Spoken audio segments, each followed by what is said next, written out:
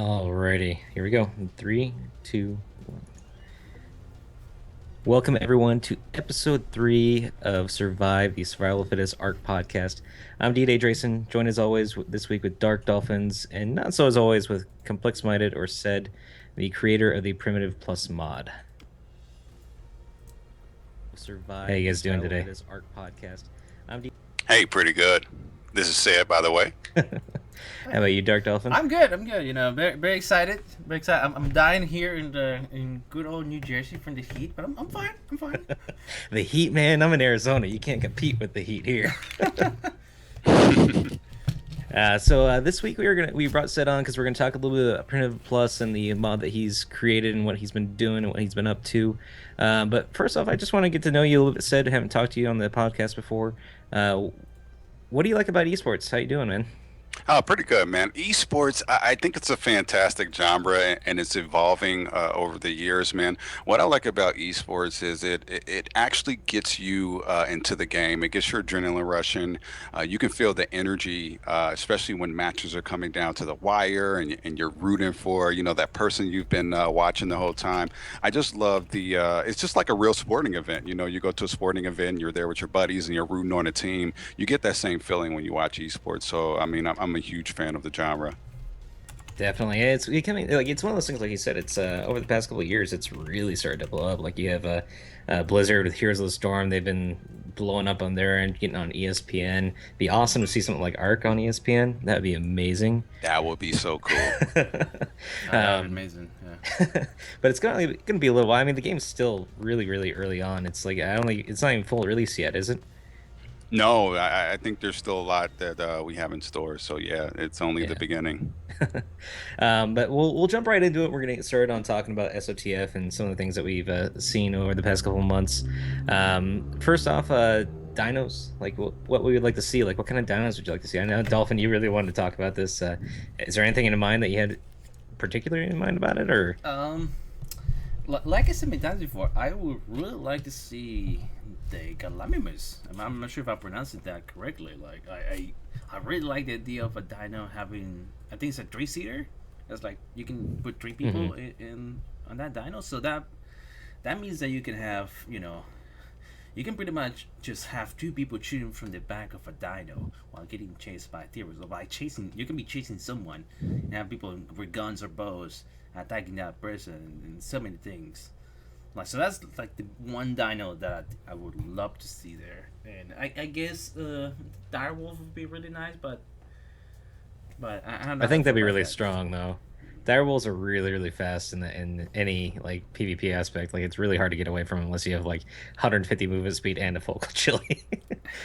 More difficult than sabers, and sabers are pretty hard to get away from. Yeah, it's a very I don't know. It also has a bleed effect, doesn't it? So it would be. I don't think wolves do they? I'm I'm not sure. That's a good question. I haven't. I don't think so, but I could be wrong. I I know that they have like a little knockback like the sabers do, but I'm not sure about the bleed.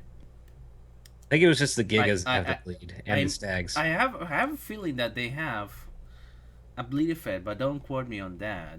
So yeah. Other than that, I think, man, I think I guess the woolly rhino. I've been really fan of it, like lately on survival. Just because it has that charge ability, and it can pretty much kill things very easily. So I think it would be kind of cool to see like less of a what was it? Less of the big dinos, more of the smaller ones. mhm. Make it a little more interesting because you have a lot more ability to play around things. Like you said, the rhino, like that thing will destroy a giant, like a big T Rex or something. Like it just rams right into them and gores them, and they're toast basically.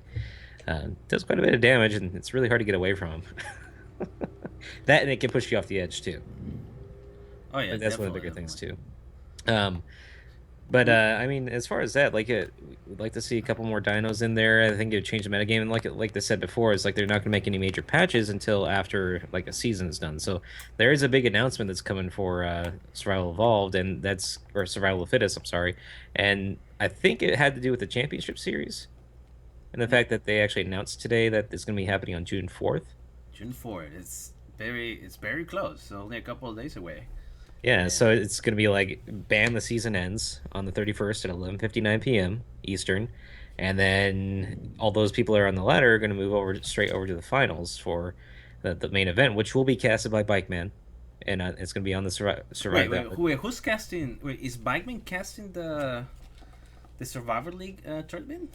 Yeah, Huh. just announced that today actually. So I was mean, actually. Now, this might be a little bit controversial for someone. I might get into it. You know me. I like Bikeman as a caster, but I think that Elohim and Fairlight did an amazing job at PAX East casting. Because They really Fairlight, did. yeah, they really they did. really, it was really good. It was like I was really hyped out when I went back and watched it. I was like, holy shit, this is esports, you know. This is what esports should be like in a Yeah. SOTF because Yeah. Jesse well, for like he knows Arc. He played the game for quite a while. He was like the king of the Arc at the time. I remember. And Elohim is he's a great streamer. He's like very talented. He did I think the Survivor games a while back. Yeah, He had this like his own mini tournaments. So both of them put together, I think they did an amazing job. So I as much as I love Bagman, I would rather see Elohim and Fairlight. I completely agree, and this is something I got flack for really early on when they did like the Last Stand and all that, and they had Bike Man on there. I love Bike Man. Bike Man is probably one of my favorite streamers. He's funny. He makes little quirks that just like it brings it full circle. The one thing I was running into that was a problem is that like for people that are just tuning in to Arc, um, he doesn't know a whole lot about the game. Like he knows how to play, knows how to build things and everything like that. But like for people like Fairlight and Elohim, like you said, like these guys are actually like playing the game. They played the game a ton. So when they're watching something, they're like, "Oh, well, he did this because of this reason." Like, um, when you run into a game and you start building, you get a forge real quick. You at least get the metal going, and then you go start taming something like that. You explain that to the viewers like you do in your stream, Dolphin, and it happens a lot where people are like, "Oh, so that's why you did that. That makes a lot of sense now." But now you run into the situation where it's like Bike Man will miss a couple things because he's comedic. He's a comedian. Like he's amazing caster, but like at the same time, it's like if you had someone in there that knew a little bit more about the game, it'd probably make it that much better. Like someone like Jesse would I think would bring it full circle. I got a lot of hate for that too. When I was like, can we just get I love Batman, but I would like to see more. Someone knows a little bit more about, especially SOTF, and I got a lot of backslash during the last stand for that, and I was like, okay, I'm just gonna drop it. But now I just Agree. don't care. I'm like, I just want, I want that esports. I want to be hype. I don't want to be, I love Biden, but I want someone that knows about the game. SOTF, not art, but SOTF. Okay, so when I watch, like I said, when I backseas, when I watch Fairlight and Elohim cast together, that was like so well done. Jesse, has put a lot of knowledge into the game, be very entertaining, and they didn't miss. I mean, it's like they missed one or two things, but that was because there was a lot going on.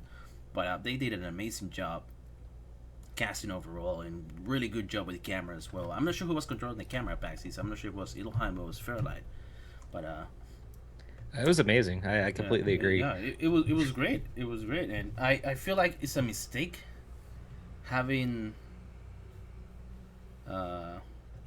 Bike Man, but what can I do?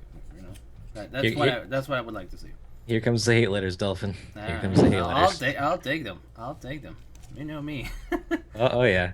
But yeah, so like that being said, how did you feel about the ladder this month? I felt it like it worked really well for being only the second real season that we've had. Like it's improved here and there, but at the same time, for example, like a lot of people know that I went to DreamHack. I was gone for 4 days, and I was on the ladder when I left. I came back and I was way behind on everything. It's seems like one of those times where you have to like be constantly playing in order to maintain your spot in the ladder. And if you lose one game, like say, had this happen a couple weeks ago where I joined a game and the other high level tribe that was in there got slingshots right away and we didn't.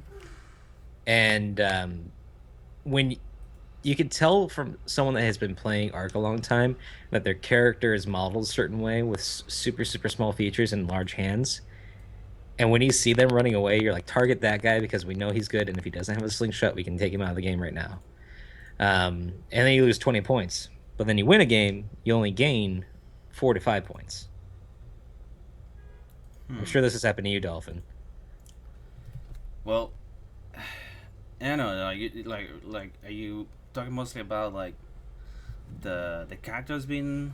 You Well, I'm talking mainly about like how the ladder felt, like as far as like how difficult it was to climb up in the ranks, and just overall like how it felt like throughout the season for you. Like, was it difficult? Did you had to find yourself having to play a lot more than you wanted to because you had to like you want to get a little bit more gaming in? Like Doom came out this month, I want to play some of that, but at the same time, I was like, I should really be focusing in on survival of the fittest because if I don't play for a day, it's gonna put me that far behind. Yeah, honestly, I didn't feel as rushed as the first season. Like Hmm. I didn't have to sacrifice sleep, and that was a good thing because I could actually play the two-man mode. But it still felt like if I lost, the problem is that there's no high elo matches now. Like Yep. no one is like putting high elo lobbies. So that means if I lose a single match, I would lose 20 to probably even 40 points. Yep. Okay, it was like a crazy amount. I lost like 50 points in one day, and it was like devastating. I was like, oh god, that means I gotta catch up now. So I ended up playing after the stream just to catch up in points. And it's like you lose. They need to make it so you lose less points due to not having high elo lobbies right now, because like you can't play high elo lobbies at the moment. So Oh yeah, I mean that's one thing that'll happen is like a lot of people are avoiding other high ranking players. Like I know that there's been certain situations where high ranking players, if they get in the same lobby, they'll be like, "Hey, I really don't want to lose 20 points right now. Like we all have to qualify for this event. Um, you're going north, I'm going south," and people agree to that, and they do it because that they want to have a good fight at the end. They don't want to get nicked in the head by a rock and just lose because of that. But you see that occasionally, and I've seen it once or twice. But at the same time, it makes for really really cool fights at the end. hmm yeah, yeah. Like I said, it's still a grind. It's still Mhm. a grind. The system's still a grind, but I'm not complaining. Actually, it's like it's much better It's than it way was last better. season. Way better. Like I can actually sleep that night now. I could play some Parental Plus, which I was doing. Like I had enough time to play Parental Plus once again, because Yeah, so I definitely had a lot of fun doing that. And yeah. It's yeah, definitely one of those things. It's very time consuming, and it you is can't very play time all consuming. aspects of the game that you want to. Speaking of Primitive Plus, the reason we have Set on here today is because he actually created the mod, and he's the one behind it. He's the mastermind behind it all. So, well, what got you into modding for it? Said like, was there anything in particular that got you into it? I mean, I think I was like any little nerd kid that wanted to make a game when he grew up. I mean, that was like what I went to college for. And little did I know when I graduated college that there weren't like, just job applications sitting out there for game developers. It was a little harder to get into the industry. So it took a little while, but when the development kit opened up for Arc. I mean, I love the game. Prior to making mods, I had at least 500 hours in the main game. And it really just captured me. I mean, everything about the game captured me. So when they announced the development kit, I'm like, hey, this is a game that I love, and I could also kind of fulfill a childhood fantasy by, modding and kind of creating a game in a sense. Because I've definitely, before I opened up the development kit, I tried making a game, and I was like, whoa, there's a lot that goes into making a game. It's very overwhelming when you start to look at all the pieces that go into a game. I mean, you have the art, you have the programming, you have the gameplay, you have all these little things that have to be implemented. And I knew, just by myself, it would be a pretty tall feat. So when the development kit opened up, I was like, hey, man, this is a chance to potentially live out one of your childhood dreams and make a Mhm. game. So I just went for it, man. Yeah, I know exactly where you're coming from. I didn't go to school for game development or anything like that, but I went through and I started help going with some friends and trying to develop a game, and there's a lot behind it. Like you don't realize how much there is until you actually start trying to develop one yourself, and it's like, oh, it's a heavy burden, man. Yeah, man, you have the art, you have the animations, you have the programming that goes behind it. Then you have to implement all of the functions and all of the gameplay, and it's just a lot. I mean, it really is a lot. Mm. And that's one of the cool things that like I can say from the Arc Dev Kit too, because I've dug into it a little bit. Most of the assets are there already, so it's like you just got to start building and start like getting things to interact properly. Right, yeah, and that's I mean, it's tough getting into modding for Arc because I mean, I think the biggest complaint you're going to hear is that there aren't any instruction manuals and there's no tutorials, and that's partly true. I mean, people have to also realize that we're developing in Unreal, and Unreal has tons of tutorials out there of how to do things. Now, the Arc specific things that you might want to do, yeah, there might not be tutorials on it, but honestly, I'm a big kind of reverse engineer person. So I can look in the dev kit, see how something is wired up, and then reverse engineer it to make it work the way that I want to work. So I mean, if you're that type of person, you'll find it a little bit easier to go inside the development kit and kind of make your way around. But if you live off of tutorials, then you might have a little bit of a problem getting started. Yeah, like one of the things that I can really like emphasize on that is like water and like how it looks when like with the waves and everything like that. If you go in and like you learn how to like layer that brick by brick and then you learn how to make water, like it makes everything like 20 times easier Yep. as you're going through the kit. And like just like when you first opened it up, was it really difficult to get into, or did you just kind of like get into it and you're like, oh, okay, well, this is how this works and all that good stuff? Yeah, I'm very It, curious. it would. Actually, hold on before you answer. Did you make any other mods before you started working with the with Arc in general? No, so I had not made any other mods. The only other game experience I had was, like I was saying, I started trying to make a game, and that was in a completely different engine. So it's like apples and oranges. I mean, while they're both fruit, they taste completely different and they look different.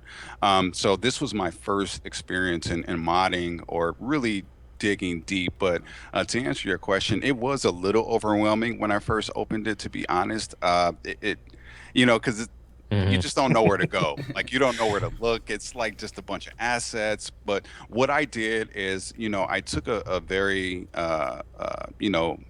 a small, so say something like a preserving bin or something like that. Hmm. I would go in, I would look at that, see of all the components that are hooked into it, and I kind of started from there. There's a very key thing in the development kit. If you've ever been in there, if you right click something like the Anvil bench or one of these bigger things that a lot of people mod, and Yeah. you right click it and you go to view references, it will show you how that is linked up to everything in the game. So it's really like a tree where you can see all of the connecting points. And really, if you start there, you get an understanding for how the development kit works.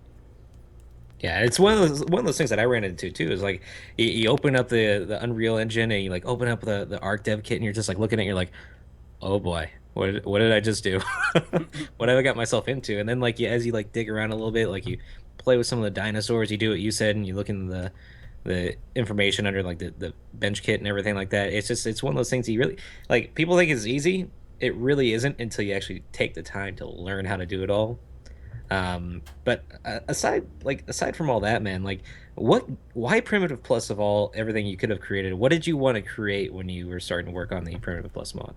So my goal was, I love the game. Don't get me wrong, but I feel like the game is catered more towards a PvP audience, and a lot of the content in the game is really focused towards PvP Mm. and not more of the immersive experience. I wanted to create immersive experience. I started playing on a hardcore server. When I first started playing, I went straight to hardcore, and Mm. it gave me an appreciation for the immersiveness that the game could have. I mean, when you're playing on hardcore and you're learning this game, you don't really go out of your house at night. You stay in the house at night. You start looking things around you. You don't leave the beach too often. I mean, you're scared when you go into the woods, and I wanted to capitalize capitalize on that feeling and give it a more immersive feeling by adding content that makes you feel like you're more in the game. So really, my main goal was to make it more immersive. And I know everybody has a different taste for what they want in the game, but I'm a big survival nut. I've probably watched every single survival show and documentary out there. And my idea of a survival game, I wanted to be a little bit different. So I didn't want to go and make fabricators and have electricity and have rocket launchers and, all of this really advanced tech because I feel like for me, it loses the core of what I love about the game. And that's, the survival aspect mixed with dinosaurs and prehistoric things running around. So my goal was to really capitalize on those feelings, make it feel like survival, make you feel like you're kind of not just surviving, but you're also living. I mean, a lot of the things that I added are quality of life improvements and, makes you feel more like you're going to have a long-term stay on the island. So Mhm. that was really my major goal is to make it a little bit more immersive and make it a little bit more, enhance that feeling that you get when you're running around the island. Yeah, it's I don't know how you felt about Dolphin, but like when I first started playing Ark, like I started on an official server and all that good stuff, and I got on the island. I was actually on the peninsula over on the green side of the island, Hmm. and it was like one of the safest spots because there's just trikes and turtles all around in that area, and you get out there as a spear, and you're like, oh, the first thing you always tame is a parasaur. Always, I don't know what it was, but for some reason everybody's just tamed parasaurs.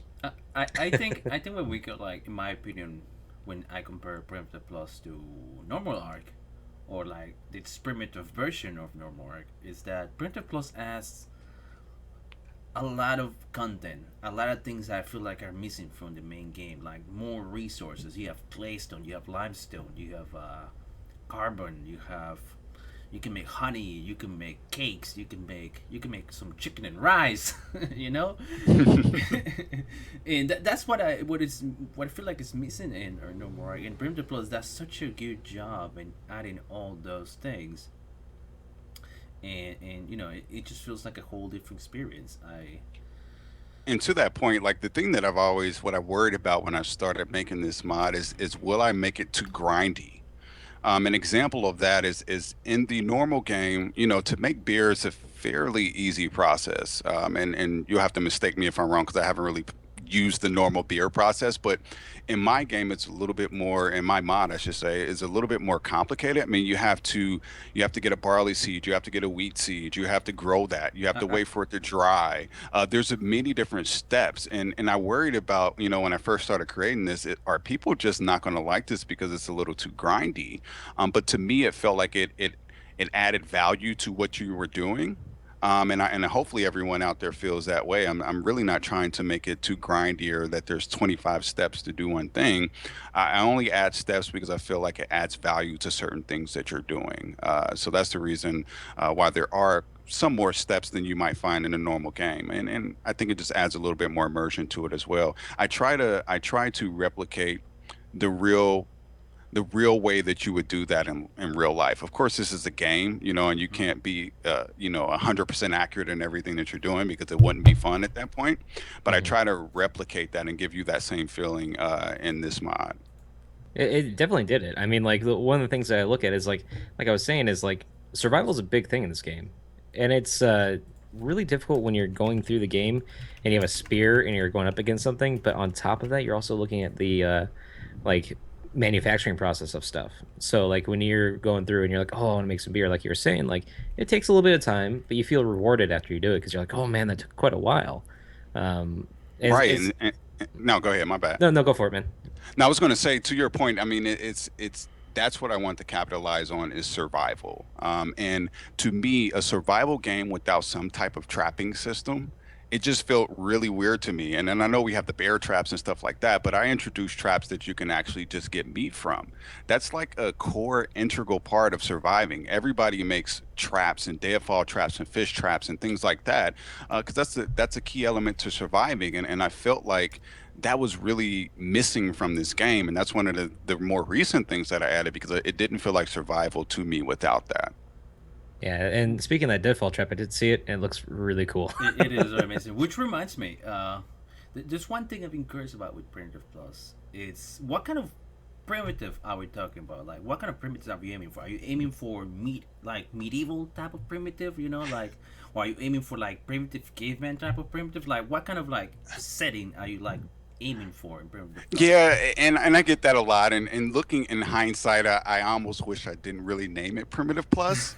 Um, yeah, I really, but then it was like a catchy name, and I was like, man, I just got to roll with this. But honestly, the goal that I was trying to get to it, the image that I had for it is, what if you took all of us in our current situations with our current knowledge and put us in that environment with those resources?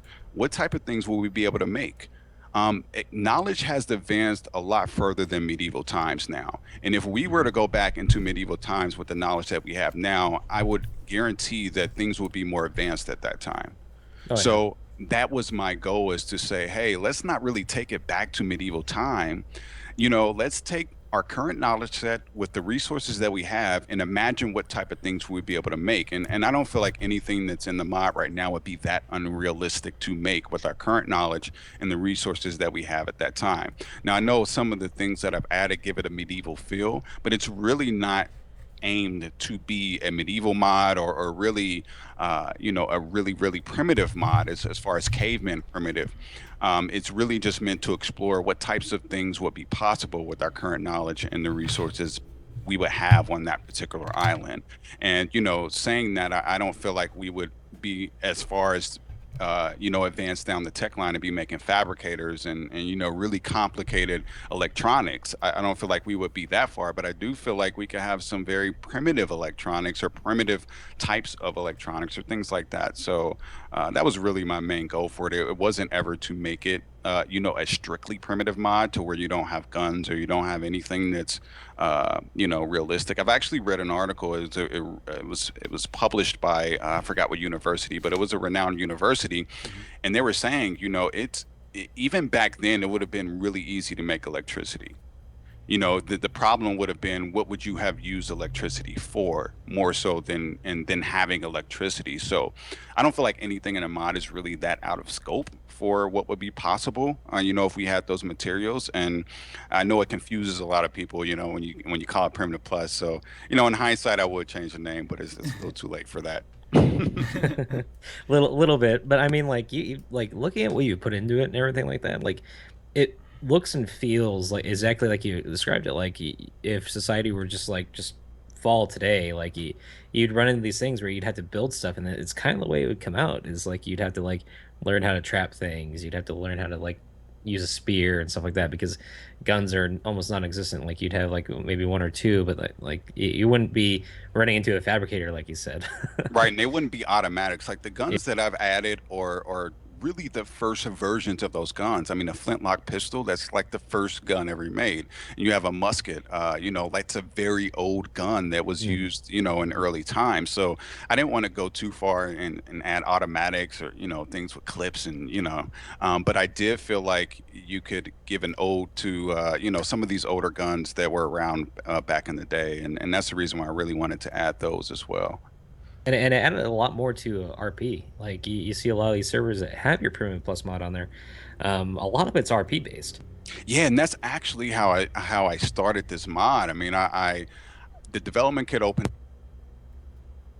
I mean, I know what type of mod I want, but I don't really know everything that I want in it. So I started an RP server. It was called the Arc Times, and it was a RP server, and I played. It was really fun. If anybody, I'm sure there are still people out there that played on the original Primitive Plus on the Arc Times server, Mhm. but I was the character of a reporter, and what I would do is, I would literally every day I would write a new blog about my experiences on the island, and it would be in character as if I was on the island. And it turned into this really cool experience, because you had other tribes that were trying to get me over and get interviews, and taking me for tours around their base, and explaining their setups. And I got into some trouble, because when all those tribes start parading you around their base and inviting you in, you have a lot of knowledge about setups.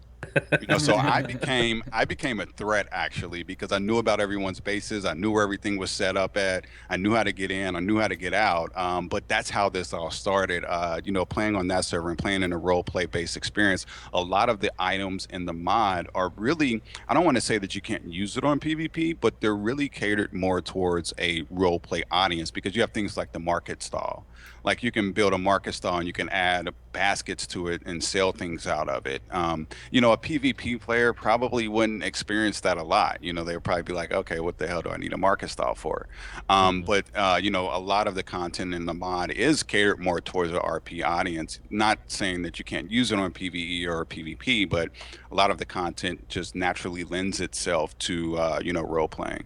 Yeah, and I remember uh, I had a server back then. I used we used Primitive Plus, and it was definitely a lot of fun. Like it felt right from the start that was meant for roleplay, and now like all of a sudden now that you have all these other role playing communities using Primitive Plus, I think the biggest one now is Twitch RP, which is using Primitive Plus now. I think it was like six Yeah, months ago. Yeah. it's mind blowing. Never thought that this mod would take off, the way that it did, to be honest. I was just really, I'm not going to lie, like I was creating something for me. It wasn't like for the art community. It was the gameplay that I wanted. And I just got, I would say, lucky that other people want to play this type of game, and it's kind of taken off from there. Yeah, and I've run into a lot of people that actually have said that. Like a lot of people that create games, they're like, "No, man, I was creating because I wanted it. Like it wasn't for everyone else. It was because I wanted to have this so I could play with it." And it just turns out that everyone else thought the same thing, but you created it. So, Yeah, and it's changing I mean, now I could say it's a little bit different. It's changed my perception now, seeing the community that's supporting it. I mean, not to say I didn't listen to feedback before, but I had a very specific thing that I wanted to accomplish, and I didn't really want to waver off of that path. And it's a little bit different now. Now that you have a lot more people chiming in and giving feedback, I mean, it definitely opens my mind to different possibilities and different things. But there's still things that I don't want to compromise on that I have in the mind. So, like a lot of people ask for electricity, and I feel like once you get into electricity, it doesn't feel primitive to me anymore. It just kind of loses that feel that I was going for. So, while I listen to feedback and I take in suggestions, there are certain things that I really don't want to compromise that goes against the core of the mod. So it's very interesting seeing the popularity grow because, like I said, I never would have guessed that it would have ever made it to this point. Well, yeah, in and I would like to add, how do you I don't know if I'm getting off topic, but how do you feel about the stage of Primitive Plus when it comes to PvP alone? Like we know we talk about the roleplay aspect, but how do you feel, or what are you aiming on its PvP aspect? Well, so the thing about PvP is it wasn't really until, I'm not going to lie, until you and That's Cat started playing it a little bit more, people who Mm-hmm. I feel like are more PvP oriented, till I started looking at that aspect and the other side of that. And that's when I added things like the exploding barrel, and I started playing with different structure tiers so you can have stronger bases. And so it's I could say that it was a late focus, but it's something that I'm really focused on now. I mean, ultimately, I want to make this as diverse as it can be for people that want to experience a more primitive nature. But I can't say that I've always focused on the PvP aspect because me personally, I mean, while I love PvP and I love I love player interaction and battles and things like that, it was always in a role play setting. So, you didn't have it as frequently as you would have on a PvP server. When people raided on a role play server, you pretty much knew it was coming. I mean, there were, talks that led up to it. There were certain, like, on a PvP server, Mm-hmm. you wake up and your base is just like, in Yeah. shambles. obliterated. So it's a different experience for me. As time goes on, I've been listening to more people that are more PvP oriented and trying to add content in that also supports, PvP players. So definitely keep those suggestions coming in for all those people out there that are more catered to PvP. Keep coaching me and keep telling me things that you'll like to see because I'm listening and hopefully you guys see that a lot of the things that I've added lately were directly suggestions that were coming out there. Like in the new update that's coming out, I've added a more dangerous battle axe. That's for you, Mr. Dolphin. So Oh. I know you've been asking for more melee weapons and things like Yes. that. So that's just an example of how, lately I am looking at more of the PvP side and trying to make this as diverse as possible. I mean, in that regard, like it's almost like more fun to not have any guns in the game at all. But like it just do like a sword and shield like Dolphin loves to do. I know he loves doing going around in sword and shield, just slashing people up. But I mean, on that note, like you brought up the barrel of explosives. Like, I know you're aiming for more primitive, but the explosive barrels, man, those are interesting. I personally think it's fine because when it comes to Primitive Plus, like rating only came down to a catapult, which I'm just gonna throw it out there. It's like the most horrible thing to use because there's no way to aim properly with it, and like the camera makes it so using a catapult, you're like you have to aim to the sky where you don't see anything. You need like four people tell you. Aim 5 meters to the right, to the left, to the right, to the left, up, down, up, down. Like what? Oh God, I can't use this thing. And then the ballista doesn't do enough damage. So it's like you didn't have that much options with when it comes to rating in Primitive Plus. So now the explosive barrel was added. It was like yes, I can And actually do some honestly, damage. yeah, that's the primary reason that I added the explosive barrel. I was watching a few streams. I was watching Dolphin. I was watching Cat. I was watching a few people that stream Primitive Plus, and all I kept hearing is like it's impossible to raid on Primitive Plus. And the thing that I also saw is in a lot of the forum comments on the workshop page is I happen to bring a lot of people that have never played Primitive into Primitive Plus, and they did not know how hard it was to raid in primitive servers. Like on a primitive server, it's very hard to raid. I mean, you don't have a lot of tools like you would on a non-primitive server. So bringing in that audience into Primitive Plus really kind of opened my eyes that there needs to be a compromise, and I feel like that compromise was the barrel of gunpowder. Now the barrel of gunpowder, it's I feel like it would be relatively realistic. I mean, you have basically gunpowder, you have a lot of just reagents that you would add to make an explosion, and that definitely could happen if you just start mixing stuff together. And I did add two things into it that makes it gives it a primitive or non-polished feel. So the one is that there's a 15% chance that it will misfire. And when it misfires, that means it explodes immediately. So that's one thing. And then the actual detonation time is a variable. It can go off anywhere between 5 and 10 seconds. I feel like there should be trade-offs to using explosives. Like I don't want to make it like C4 to where that's like the only thing people are using to Mm-hmm. to go into bases. So now you can use exploding barrels, but there's a chance that you might just blow everything up, including yourself. So it gives it a risk, and hopefully my goal is to give it more varying gameplay. So some people will be using exploding barrels, some people will be using different items. I mean, I honestly wanted to add a battering ram. A battering ram is a That would be very cool. old school medieval way of just taking down walls. So I want to add these variations to raiding so it isn't just one way. I feel like, and granted, I don't play on a lot of non-primitive servers a lot, but it feels like a lot of people are just going to use C4 and maybe grenades or something like that. And I want to at least Or try to, Gigas. yeah, or gigas, but I want to these varying elements so that it isn't one play style. You have people that want to use melee, they can use melee and go all the way through without using a gun. Or people that prefer to use guns, they don't really have to use the melee weapons. I would like to give it that many different play styles and give people options in how they want to enrich their game.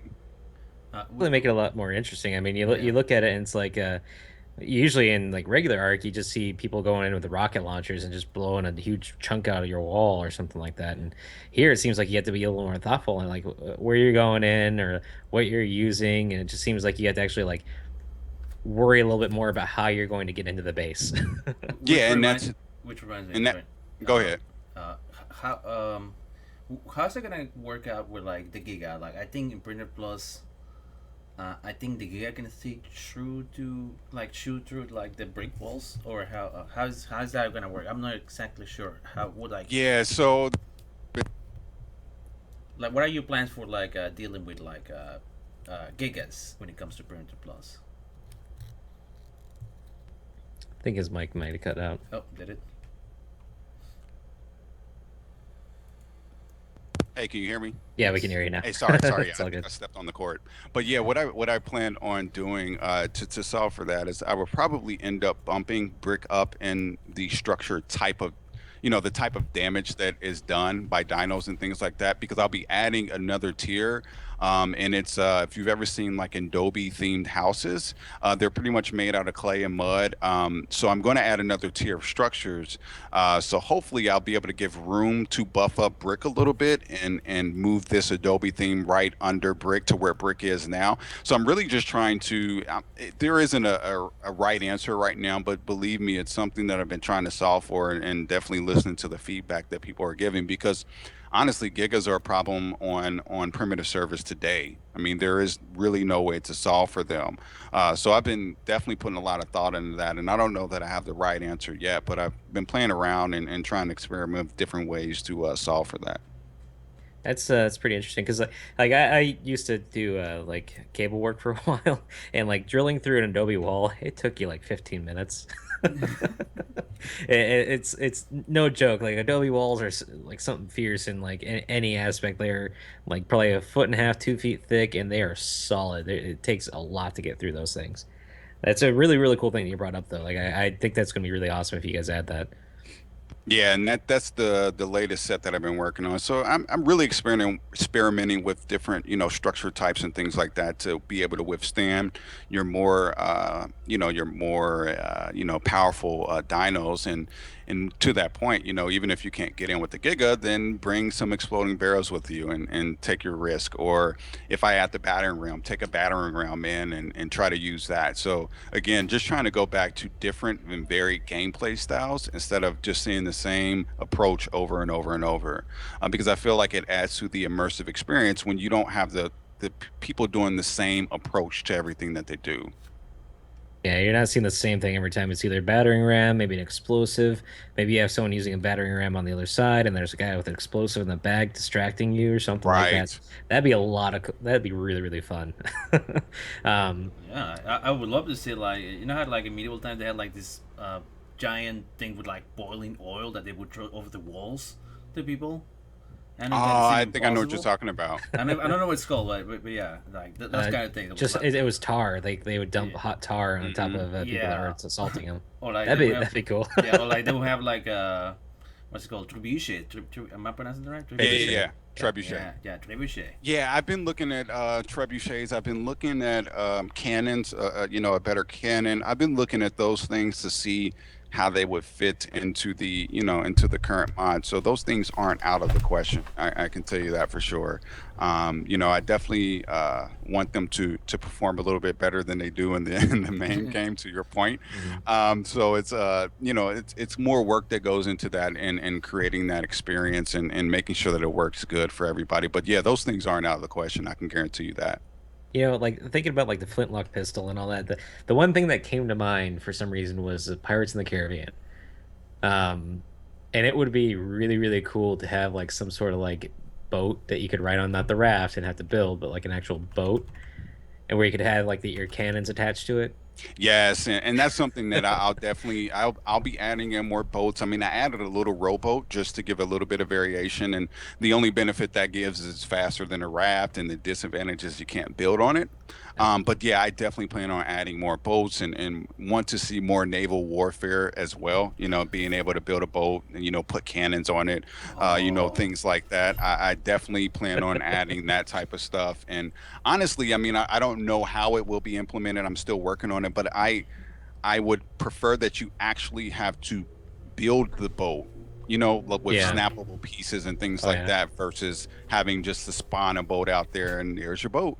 I try to stay away from pre-built structures, meaning, like I don't want to just add a fully built house and just spawn in a house or something like that. I think being able to build that piece by piece is a more immersive experience than just spawning it out there and having it out there. So an example of that is if you have the water well. The water well is three different pieces. It's not just a well you Yeah. spawn out there hmm, and it just gives you water. I mean, you have to get the base, then you have to get the pipe or the chain, and then you have to get the bucket. I feel like those little things add a little bit to the immersiveness of the game. Yeah, and this is a little outside the scope, but have you ever like put on Oculus or anything like that and looked inside Arc or anything? So I have, yeah, I actually have. Yes. How was it? It was not the best experience. I don't think, I think it's cool. Don't get me wrong. I think it's Yeah. cool. I don't think the style of game and the way it's optimized now is really ready for a VR experience. But I definitely see potential for it. Definitely see potential for it. And I can't remember the name of the game that's in the market. And I did this on a Vive, but same type of thing. It's like a game where you shoot a bow, and I can't remember the name of it, but even little things like that, being able to shoot a bow in VR, I mean, it was like one of the coolest experiences I've had. So I can definitely see opportunity for bringing VR elements. But I would say in this current state, I don't know. I think it would be a little tough to get used to the current arc and running around with that in VR. But I definitely look forward to it, and I know here at the studio we've entertained those thoughts and we've been playing around with different things. I don't want to let out too much, but Yeah. yeah, it's definitely a focus for everyone because that's like the new thing that everybody, the new wave that everybody's jumping on. So Mhm. we're definitely looking at things here, Well, to see what the possibilities are. since you mentioned the studio, like how has it been for you since you started working with Wildcard and actually like producing like your mod like full time basically? It's very humbling. So I won the first contest. I came in here like, man, I'm the man. Like I won the contest. Like you understand who I am? And then you get in here and you beat some of the people that have been working on this game and you see the talent they have and it really humbles you. It will humble probably the most experienced person. There's a lot of talented people here. And it's just they worked on games that I grew up playing. Like everybody here has worked on another title and probably a game that you're familiar with. So it was a very humbling experience to come here. But I can say they were more impressed with me than I was impressed with myself. And the reason why I say that is because, when you take a look at something like I'm doing, and it's not to toot my own horn or anything or say that nobody else can do it, but you have to think I'm doing a lot of the modeling, I'm implementing to the game, I'm doing the QA, I'm running the servers. And most people here, they're doing one of those things. They're either doing the art for the dinosaurs or they're doing the level design, or not to say that they don't do multiple things because everybody here has, they have different skills and they can do multiple things, but they were really impressed at my ability to manage all of these things, and be able to put out a mod like this. Well, to like to toot your own horn a little bit more, like um I went through doing something like that, and even making like a small like map, like a little island, it takes hours. So the fact that you're able to go in there and like do everything that you've done by yourself, no less, that is really impressive, dude. Like I cannot like say enough about it. Like it's insane to see how much you've actually put into this and how much has come out of it. Like I mean, you said it's like every kid's dream. Like they grow up, they're just like, oh man, I really want to create my own game, and like now you're doing it.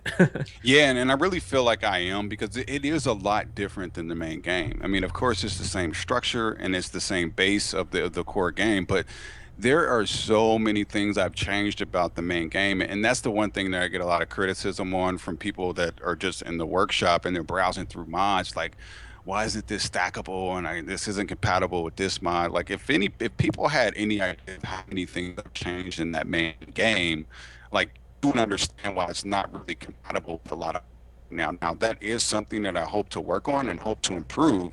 And people are like, man, why didn't you just make this a mod? Why you have to make it a total conversion? And like, because there, if you want just a mod, there are plenty of mods out there that you can add to give you a primitive feel. I mean, they're a dime a dozen, but I feel like there's only really one, and this is tooting my own horn. I feel like there's only one that gives you the experience, and that's what I want. I want an experience. I want it to be an experience. I don't want to feel like it's just a bunch of mods cobbled together. Not to say that there's anything wrong with that, but I wanted it to be a complete experience, and that's the reason why I went the route of a total conversion and changing so many things in the main game because I felt like that was the only way that I would accomplish that childhood dream of feeling like I'm creating my own game. And so far, I feel like it's worked out. So definitely going to keep down that path. Now, like I said, there are plans to make it more moddable, and in fact, one of the things that we're doing or we're going to do once it goes live is we're actually going to make it open source. So if you want to just take the structures out of it and make your own mod out of it, you can. Like you don't need me to do that. Get a Oh, little familiar with the dev kit, download the source, and make a mod out of it. Basically, like an that's attachment list, actually yeah. that's actually very interesting. I didn't know that. Wow. Yeah, so it will be open source. So people can go in and if you only want one thing out of it, make a mod out of it. You know, if you only want the exploding barrel, make a mod for the exploding barrel. Make a mod for the lumber structure tier. And I'm not against that at all. If that's what your aim is, definitely go for it. But my aim is to more of the total experience type of thing, and that's the reason why I went that route. And that's like when you make a mod, it's like it's specifically for what you're doing. Like I can tell like your heart and soul's into it. So it's like Yeah.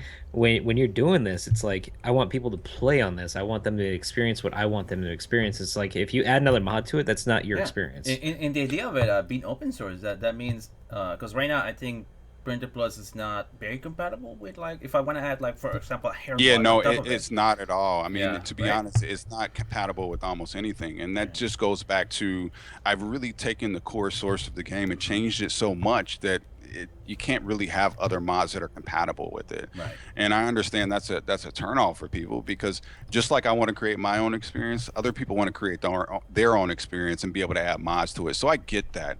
And that's why, the beautiful thing about it is it will be open source. So people will have that ability to take what they want from it, leave the other stuff behind and create their own experience. Now, has there been any thought about putting like a flaming arrow in the game? There There is a actually flaming arrow. Yeah, there's a flaming arrow. It There does is. need some work, as far as just with the like it isn't lit when you actually have it in the bow. It only lights once you fire it. So there's a lot of things that I want to do with it, but I did have the thought of putting that flaming arrow in. I actually want to be able to kind of set buildings on fire as well because I just think it'd be That'd be cool. very medieval like to see a building on fire, like a thatched building just burning like at night. That would be so cool Yeah. to see. um so I do want to take that a little bit further, but I have kind of experimental with it a little bit. Are you planning to, like fires? Like, if I shoot a flaming arrow into, like, a lumber house, will there be a chance I can just burn the entire, like, there will be fire coming out of there? Like, I how that work? absolutely want to do that, and be able to set some type of, visual effect to give a burning sensation, and maybe it does damage over time to that lumber structure. It isn't like like an exploding barrel, but it does Uh-huh. damage over time. So yeah, those are things that I definitely want to add. I mean, the key thing about this is even though we're set to make this official, in the middle of July sometime, and that just means taking it to Xbox and sort of like you saw at the center, it becomes like an official DLC or mod. But the thing I want people to remember about that is my work isn't done after that point. Like that's just the beginning, honestly. I don't plan on stopping this mod until the core content for Arc starts to die down, and even after that, I'll probably be adding little things here and there to it, and still doing balance tweaks. So I don't want anybody to think that I'm anywhere close to done, and also to that point, I don't want people to think that I'm just going to be adding things just to add them. I will hope that anybody that plays Primitive Plus would know that everything sort of works together. The resources work together. You have things that rely on other parts of the mod. It isn't really one thing that I just added and it stands alone. Everything integrates, into a larger experience. So, I definitely plan on continuing this mod even after our release and far into the future, and polishing things even after it's been released. Awesome, awesome. Did you have any more questions for him today, Dark? Yeah, I was asking, what about Primitive Plus on SOT, an SOTF version of Primitive Plus? Like, So the one thing that we did announce, and I think we're still working on it, but a development kit for Survival of the Fittest, meaning its Mm-hmm. own modding capabilities. And if that happens, I can tell you will see a Primitive Plus version of Survival of the Fittest for sure. Chomping at the bit. oh my god, I'm so excited. Well, how would that, now when we're talking about that, like, what would your aim be that then? Because the thing about Survival of the Fittest is that you have a lot of guns involved to counter dinos. So how would you? I think I would have to up like you were saying, like you've been asking for more melee weapons, more types of armor. I would definitely have to make it a variety in the melee weapons. That would be a step. It would definitely be a little different than the normal primitive plus, but Hmm. it's something that I would absolutely want to do. So I would definitely be talking to you, like, hey, what are your thoughts? Like, what should I would be working with you and a lot of the other people that play Survival of the Fittest to understand what a primitive version of Survival of the Fittest would work like. But I would so love, I think it would make for some interesting gameplay. To see a little bit more melee. You still have, a few guns in there and see, varied strategies. I think it would be really cool to see. Yeah, that Yeah, sounds for sure. that sounds definitely interesting. Like, 'cause that's the one thing like I wanted to see in Sotil. Like, how in the beginning when we had like total conversion, there were some very few primitive servers for SOTF, and like they Hmm. weren't very popular because you could only use a bow and arrow. That's the only thing Hmm. you could use. So it's like very, very extremely limited. So now primitive plus, the chance of having primitive plus in survival of the fittest, it just like opens a huge realm of possibilities, like especially when it comes to melee weapons, because that's what I like to see in a primitive setting, like being able to use a sword, a halberd against a dinosaur. And I'd like to be able to throw rocks at people. oh yeah, I still Yeah, can't. no, I I, still can't I, believe you can't throw rocks at people. I will. I definitely been looking at that because I feel like that's a a very medieval thing where you just stone somebody to death. Hmm. So Yeah. I definitely want to build like a town hall or a town center and just put people down there and stone them to death, like have the whole server stone them. So Uh, Oh, that's like a I, role play experience yeah. to me. Are you Is planning? Are you planning to have like any torture devices and like or like a guillotine, like things Oh like yeah, that? I've been looking at the guillotine. Yes, I feel like those are all role playing things that Uh that huh. I feel like come into Primitive Plus. So yeah, those are things that I've been looking at. Even having a more like comprehensive jail system or something like where you can just put people in and like I've been thinking of a lot of things, of different things you can add to give a more immersive experience. So yeah, you will definitely see more torture like devices coming because I think that's something that everybody's been kind of looking forward to and looking at. one of the coolest things I think was ever added to Ark in general is the wooden cage. When Oh you're raiding yes. a base, you knock someone out, you just kind of go put them in the cage and you start talking to them. One of those funnest experience I've ever had in this game. Yeah, and just imagine being able to stone them to death in that cage, like just throw stones at them. It's honestly the reason why I added the pitchfork. It was really that was probably something I added into the game where it doesn't really relate to anything else. But I added that just because I wanted to, and I felt like that was very old school to have pitchforks walking up to somebody's house throwing pitchforks at people. So little things like that, some things I add just for fun, but usually everything is going to kind of tick and tie together. That's awesome. Well, I think that's going to about do it for this week's episode of Survive. Said I want to thank you again for joining us. But aside from that, you guys can send us an email at survivepodcast@gmail.com. We will be back again next week with Dark Dolphin and myself and someone else probably. We'd like to get a little more conversation going with different people each week. So, but said, where can people find you? You can find me on usually on Twitter is probably going to be the best way to find me, and that is at Complex Minded.